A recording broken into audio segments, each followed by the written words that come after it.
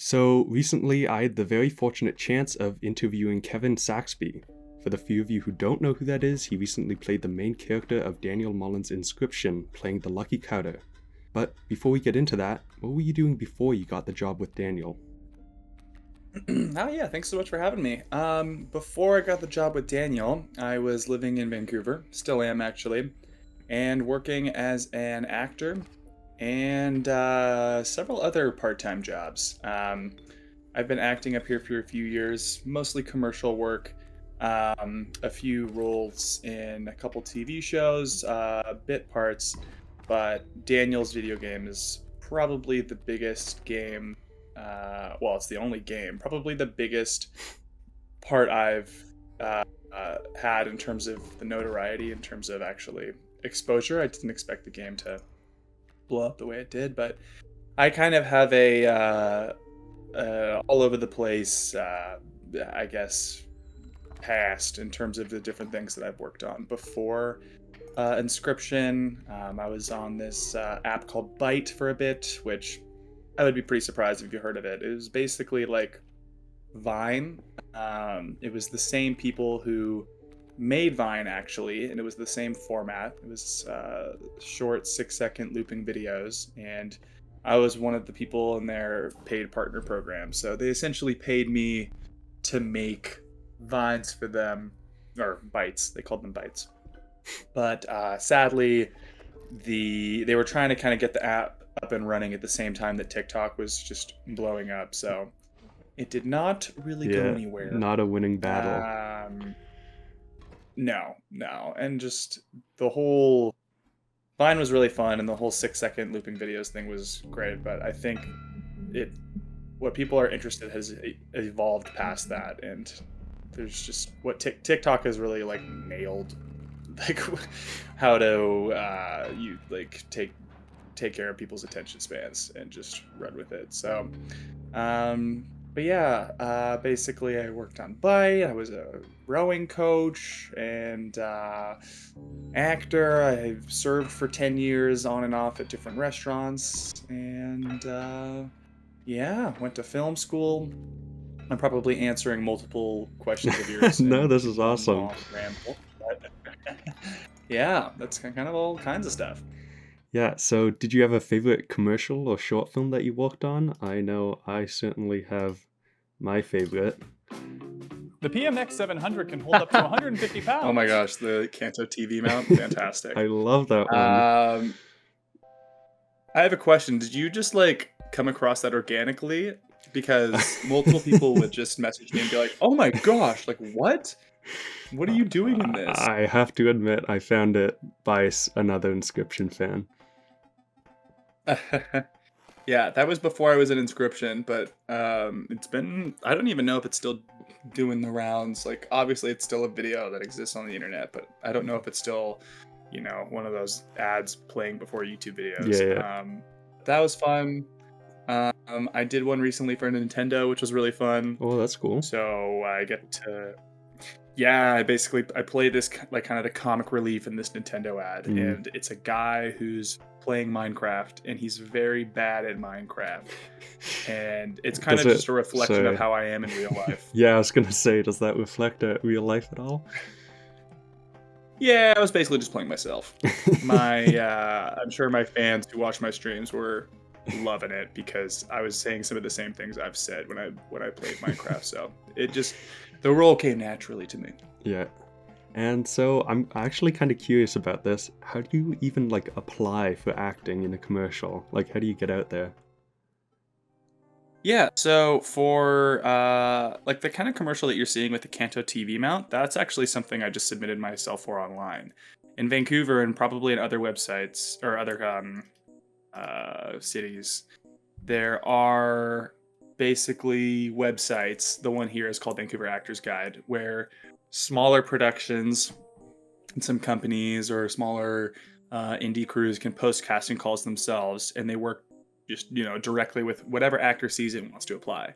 But for the majority of commercials, you do need an agent, and casting directors work directly with your agent. Like you don't really have any correspondence with them. Your job is just to like show up and interview or send in a self tape, So for like the Nintendo ad and most of the other ads I've done recently, that's something that you send in tape for usually, because ever since the pandemic happened, almost auditions are in tape form now Mm. because the industry realized that they work really well and they can see way more auditions that way. Hmm. And you're going up against, I don't know, anywhere from like 100 to 300 people. It depends on the project, but go through some callbacks and then hopefully you make a big pile of money. Hmm.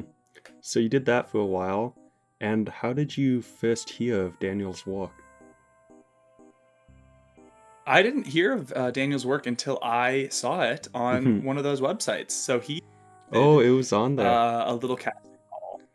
That wasn't even something I found through my agent. That was just, I was online one day and I was like, oh, let's see like what like little projects her shooting. And a lot of times it's student short films, but it can also be like big things like the Kanto TV mount I found on their ad, and you can see some indie features and stuff. And he was like, oh, I didn't know who he was. He posted this thing like, I'm making this game called Inscryption. The casting call had like a little bit about the project, but I was like, wow, this is crazy. I don't know that much about this guy's work. And it wasn't until I think after I sent in my tape for him, which was kind of a combination of the script that he'd given me and also a bit of improv, that I looked up in Inscryption online, and I saw, oh, Daniel Mullins, okay, and I saw that his past games had done very well, and I was like, oh, this is pretty cool. And then I got to meet him, and he was really cool. So it was just a thing that worked out really well. Hmm. And so before you got into Inscryption, I know you have been streaming now, but before that, had you played many games? Not really. I mean, I guess it depends on who you ask. If you ask my parents, they'd be like, oh yeah. But like in terms of people in the gaming community, Yeah. I'm not much of a gamer. Yeah. There's a lot of games that I still have yet to play that I have on my list. I mean, growing up, we didn't have video games, but we had computer games. So no like PlayStation or Xbox, but we had like Age of Empires, and we had The Mhm. Sims, and we had kind of like the big games.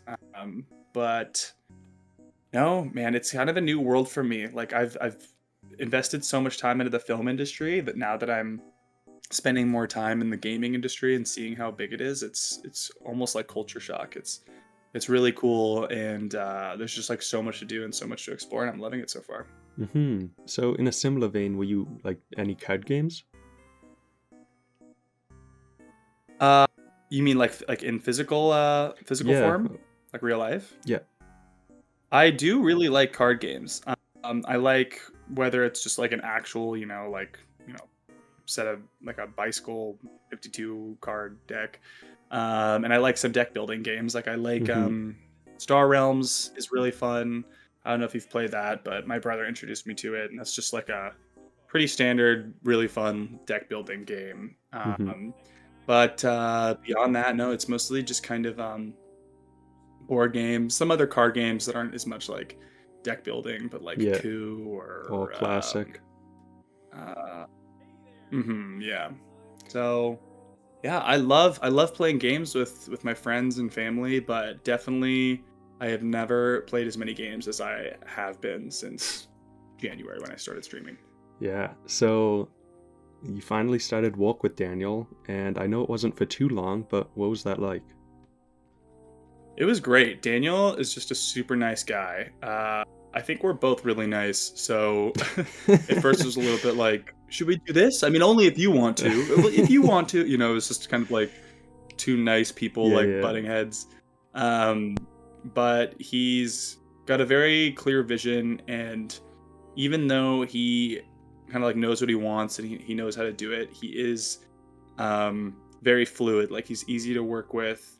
He let me do some improv like while we were shooting, and is very relaxed because really it was just me and him. I never saw anyone else on the team, and later I learned it's because there's 'Cause hardly there anybody else who worked isn't on anyone. Inscryption.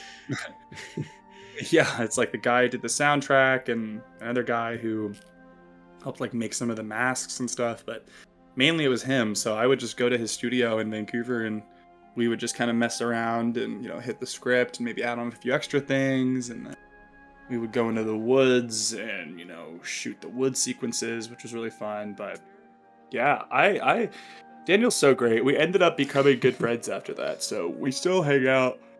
But yeah, I'm like begging him to be in whatever his next project is, which I can't really talk about. But of course, don't know if there's going to be any. I don't have a question on that, so don't worry about it. Okay, yeah.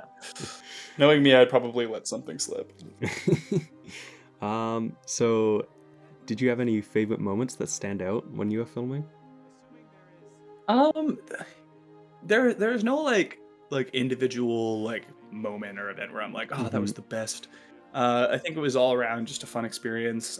Going into the woods was really fun because that was like the first time we were just really like in it. We were in a new setting, and I just really like being in the forest. It just like instantly takes your production value up so much because you have these like in Pacific Northwest, you just have these like awesome like woods as your backdrop for whatever scene you have. So that was awesome.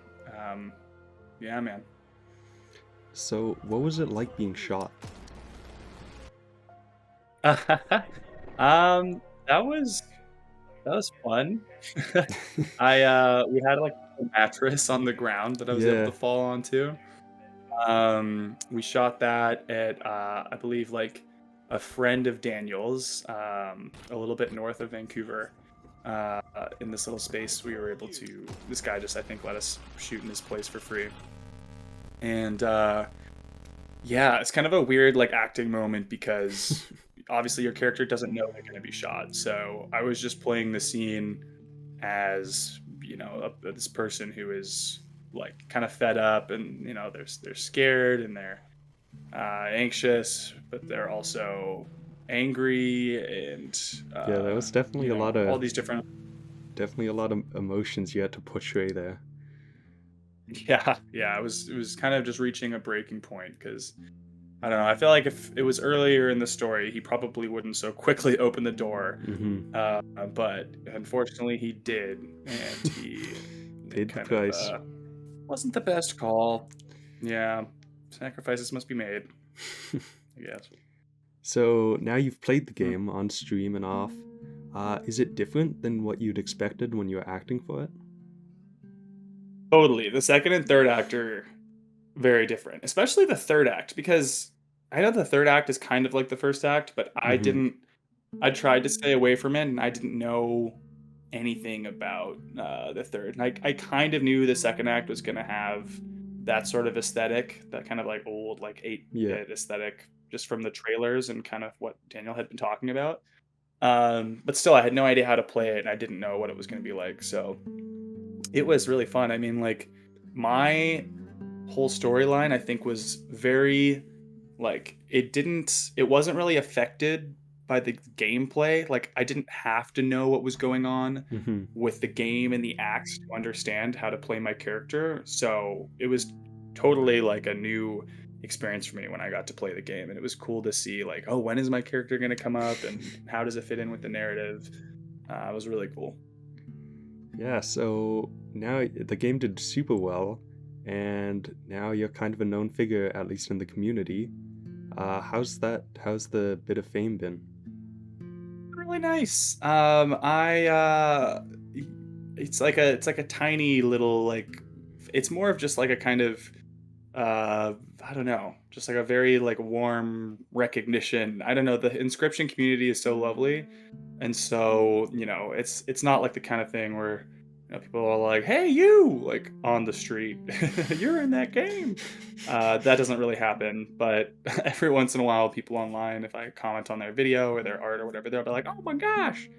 And that's just a nice feeling because I mean, it's cool to be that person to some people, because I've had people like that in the past who I think are really cool, and if they have any kind of interaction with me online, I'm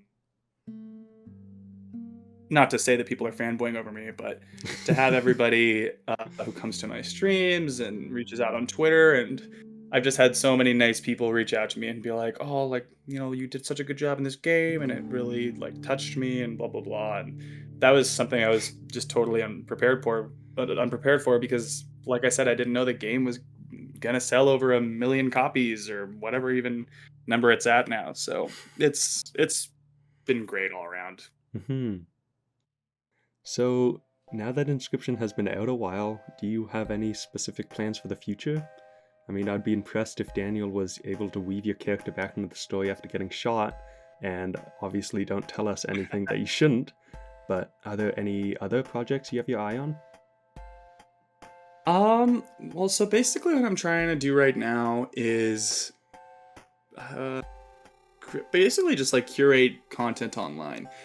My dream, I feel like, is to be not financially worried about things. It's not even that like ambitious of a dream. Like I would just like to get to a point where, I can afford a house with like a dog. I'd love to buy a dog, get married with, my fiance, uh, uh, have a few other things. And I was, like I said, I was serving on and off for a long time and I had a lot of other interesting jobs. So if I could have like the ultimate dream, I feel like it would be acting in, a sitcom lead position or in feature films on a consistent basis. Mhm. But I feel like lately I've been a little more disillusioned with the film industry only because it's always been very competitive and it's even more competitive now that everything is online and all the tapes,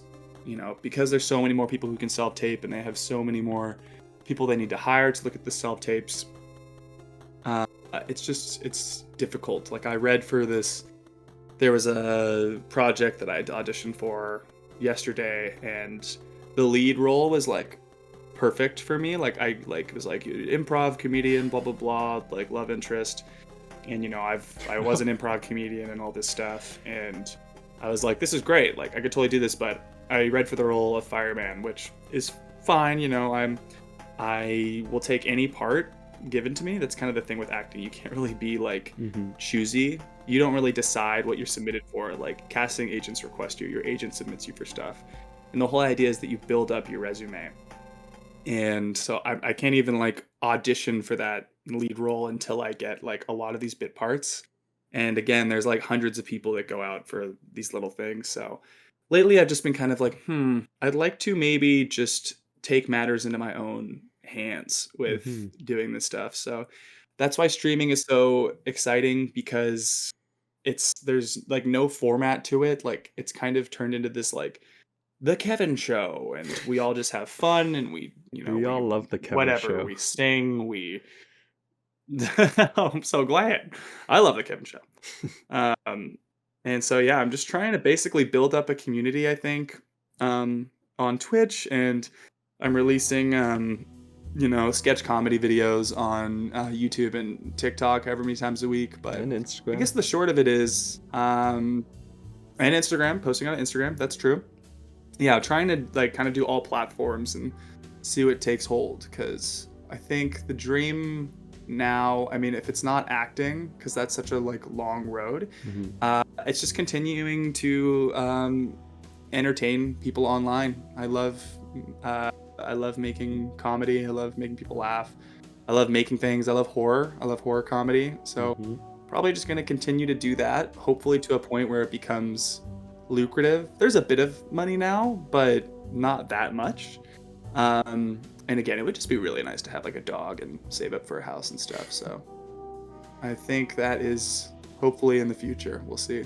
Mhm. So, like you were saying, I've seen plenty of small skits from you, and it kind of got me curious. Do you think you'd ever want to do something longer on a bigger scale, whether that be like a short film or a longer video?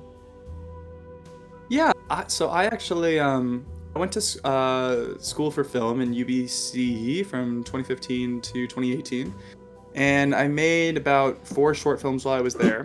And I love making short films. They're great. The only thing is that they are incredibly time consuming, um, and it can take one short film can actually take a year or 2 years or whatever of your Mhm. life. Um, because you pour your heart and soul into this. It's not unlike making a feature. I mean, a feature is undoubtedly more work, but at the same time, a feature isn't like exponentially more work. Or I don't know. It's all very circumstantial, but like I wouldn't say that like a 90-minute feature is 9 times harder than a 10-minute short, because so many of the same things, like, you know, casting and location scouting, and so many of those things are still a part of your project. So there's a couple films I made while in school. One is called Snoop, and that was a 12-minute short film, and you know, that was like well over a year of like mainly just working on that one project. And I'm not saying I'm not going to do that again, and I think it'd be fun to maybe someday develop a show, or even try to do a feature. I was considering making a feature at one point.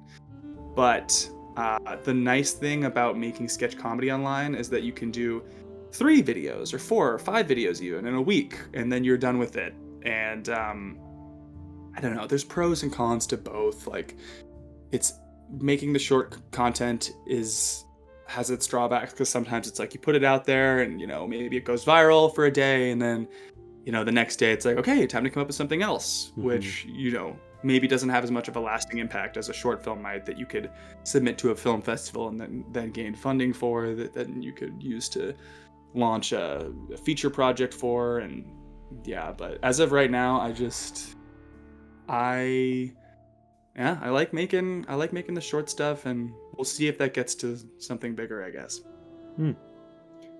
So you kind of talked about this on the previous question, but what would be your ideal acting gig? So like genre, format, medium? I think the ideal thing would being a lead in a comedy series, because I love comedy, and at first I thought, you know, maybe I'd like to do feature films, but the nice thing about series, well, there's no real job security in the acting industry, because they could cancel your show, but at least there's the potential to go for multiple seasons. You have consistent work. You're doing, you know, you're creating kind of like a community, assuming you're like, you know, your fellow cast and workers are nice. I like the idea of working with a consistent community, only because, like, from this few small projects roles I've had on TV, like Batwoman or Resident Alien or whatever, you know, you go and you show up for like a few days, and then you're done. And oftentimes you don't see any of those people ever again, which is fine. But I like the idea of kind of having like perhaps more of like, if I'm gonna have made it and I'm gonna have the opportunity, having a bit more of a passion project with a community. But I'm not picky. If I get the opportunity to, consistency and working with people. But yeah, we'll see. I'm not gonna say no to nothing right now. I don't have the luxury to say no to anything, really. Yeah. So very nice. But we're gonna switch gears for a bit and ask some questions a bit less about what you have and will do, and a bit more about Kevin Saxby as a person. So, are you familiar with the trolley problem? The trolley problem? The one where there's like one person on one track and 5 on the other? Is this like Who Would You Save kind of a thing? Yeah. So. Wow, we're getting into it. Okay. Yeah. That, except instead of having to divert the train to the track with the one person, you have to push them in front of the trolley to save the 5. Do you still do it? Oh. Okay, so either 5 people are gonna die. Okay, you push somebody in front, 5 people die, or you don't push the person in front and 5 people definitely die. No, I would not. You would not push someone in front, because it's one thing if like there's already like 2 different like trolleys that are like, if there's some person on one trolley and other people on another trolley, like they're already part of that dangerous situation. I'm not gonna go like volunteer a rando to like hey, come over here, and then just like that feels a lot more like murder. He's watching this happen. Is he like enjoying it? Like, is he like chewing with his mouth open, or is there something unlikable about this guy? That is pretty terrible. Chewing with your mouth open, I could not believe that. And so yes, he is. Yeah. I would throw anybody in front of the train tracks if they do that. Okay, next question. I don't know, man. Oh, yeah, you want to Okay. go on? No. That's Okay. my final answer. I wouldn't. You Would you? not. 5 lives for one? I don't know. Oh my god. Okay. Very practical. This Very one's pragmatic about it. This one's a bit less morally tough. Is there a time period you would travel to, past or future, if you could? Man. You can say I just said- no. Yeah. Probably gonna say no, only because I think this is the best time to be alive, like all things considered. Like I know there's a lot of problems with the world, but like, you know, there's less murders than there's ever been. Yeah. There's still so much wrong with the world. There's still so much racism, but you know, at least it's not like the 50s or any The time 50s? prior. What about like the medieval least, ages? Yeah. Well, I would love to go to the medieval ages. Yeah, no, I definitely would not want to live in the medieval ages or anything. Gosh, I just love playing Inscryption, man. I can't imagine living in a world without Inscryption. What about like 50 years And then in in terms the of the future, future, I don't know. where Daniel has just don't released know, all his like- games? Oh, that's pretty nice. Well, just like I don't know how the world's gonna be in 50 years. It could be somewhat messed up from climate change. I think this is the time, man. I think we're like pretty blessed to be Awesome. living right now. Yeah. So, is there anything that you hate more than you reasonably should? I feel like there are things I hate, but nothing is like immediately coming to mind. Give me that's like okay. 5 seconds to think about this. What do I hate? I hate when people don't wave at you when you wave at them to like let them in front of you while you're driving. That's not. That grinds Kevin Saxby's gears. If I'm gonna like wave and smile at you and you're just gonna like pretend it didn't happen, then I hope that you find yourself on a trolley at some point. Or maybe right next to Um, the trolley, ready to be pushed in by a certain someone. Yeah, just casually. Oh, if that was the same person who didn't wave at me earlier, there'd be no problem. You'd right onto the tracks. No qualms, dude. Okay. Yeah, I'll let you know if anything else comes to my mind, but that's the most egregious. It isn't crime I a can think it of. isn't a crime to not be hateful. Just thought I'd ask. Okay. So speaking of hate, do you have a favorite dictator? Oh my god, a favorite dictator? The hell? Now, you may not remember, but you actually answered this question in your Reddit AMA, and I want to Yeah. see if you answer the same thing. Oh god. Or you're not a true I fan. don't even remember what I said. I said like oh no. I said something about how like I was like making a comparison to the Leshy. It wasn't. Did I say Hitler? Close. No. Mussolini? Yeah. He has the best stories. Oh my god. Good lord. I meant every word. Watch, you just aired this one part of this interview. Yeah, that's it. Kevin Saxby loves Hitler? Okay. This has like all been a ploy to ruin my career. Okay. So we're getting a bit more serious now. Would you rather unlimited bacon but no games, or games, unlimited games, but no more games? Wait. Unlimited games, but no more game? You mean unlimited Okay, games, let- but no more let me- bacon? Let me repeat the question. Sorry, I need to Oh my breathe for a God. second. Unlimited bacon Take your time. but no games, or games, unlimited games, but no more games? What is going on? You gotta pick one. But games, unlimited games, but no more games. That Are you trying is- to tell me that like the second option just is so nonsensical that I have to choose the first one? You can pick whichever you want. Games? Unlimited games. Wait, so it's unlimited bacon, but no more games. no more Or games. games, unlimited games, but no more games. You got it I'm right.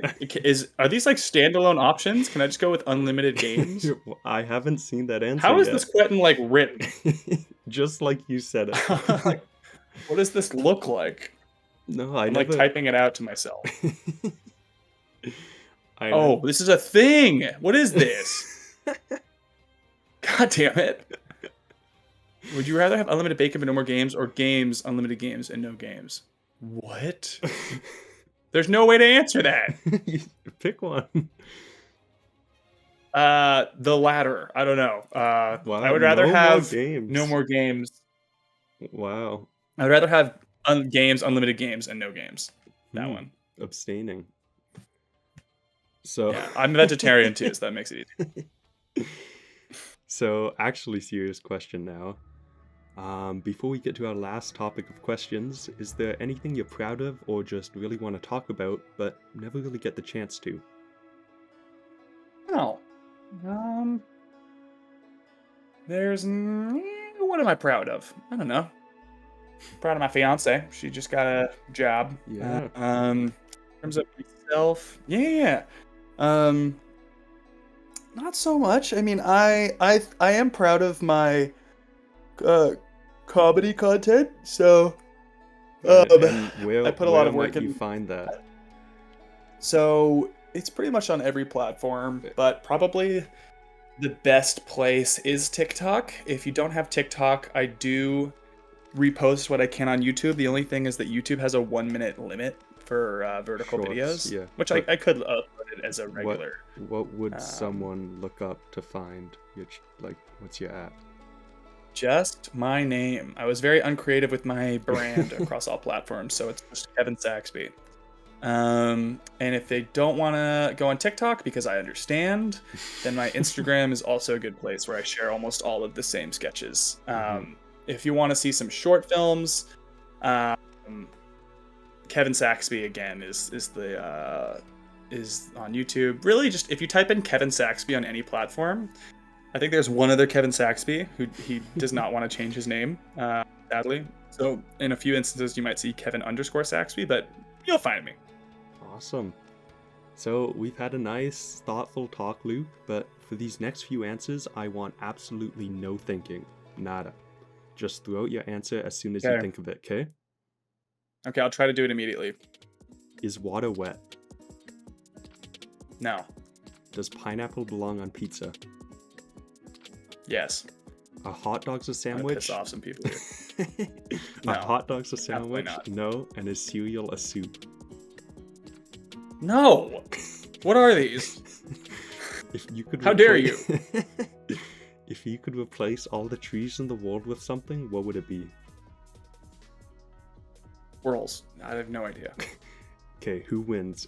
I just tried to answer as fast as I could. Yeah, no, this is working. Yeah. Who would win? One of every Pokemon or a billion lions? A billion lions. A billion? A billion lions.